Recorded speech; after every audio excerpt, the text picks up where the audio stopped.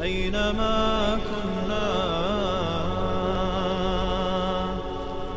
أينما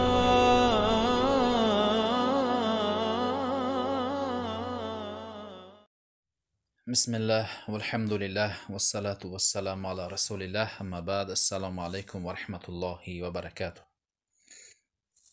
حدیث از ایمن رضی الله عنها روایت شده. شماره حدیث در کتاب سنن ابن ماجه 3336 می باشد. ایمن رضی الله عنها میگویند که انها غربلت دقیقا، اردی جو رو از غربال، از ایلگ میگویند گذراندند تا که از سبوس ها جدا شود، تازه شود. سپس طعام آماده کردند و نان آماده کردند به پیامبر صلی الله علیه و سلم. پیامبر صلی الله علیه و سلم فقال ما، گفتند که این چی است؟ سپس ایمن گفتند که این طعام است مایان آماده میکنیم در دیارمان، در زمینمان. دوست داشتم که بر تو چنان طعام را آماده کنم. در زمان پیامبر صلی الله علیه و سلم یک برده نان جو این یک طعام حسابیده میشد، اما در این زمان طعام گفته همان طعام را میگویند که مخصوص در بالای آتش بریان کرده باشد یا پخته شده باشد، او را طعام میگویند. پیامبر صلی الله علیه و سلم میگویند که ردیه فیه ثم اعجنیه.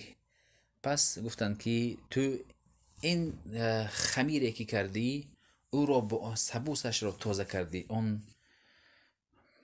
اون پوستی که جو را تازه کردی او را با خمیر از نو خمیر بکن و سپس این نان جو را بر من بیار. در این حدیث دیده می شود که پیامبر صلی الله علیه و سلم بسیار خاکسار بودند. یعنی نان را با آن سبوسک میگویند، با آن خوردن را دوست داشتند. حتی در حدیث ها آمده است که پیامبر صلی الله علیه و سلم وقتی که خرماهایی که کهنه است به نزدشون آورده شد، انس ابن مالک میگویند که خرما رو میکشودند، آن کرمهایش را تازه میکردند، سپس تناول میکردند. پیامبر صلی الله علیه و سلم آن طبقایی که خوراک باقی مانده بود، وقتی که خوراک میپزند، خوراک رو به طبقه میکشند، از این قدر میگویند، از این دیگ و باقی مانده در دیگ بوده رو خوردن را دوست میداشتند. وقتی که از طبق چیز میخوردند، طبق را خوشرو تازه میکردند. این یکی از خاکساری پیامبر صلی الله علیه و سلم بود.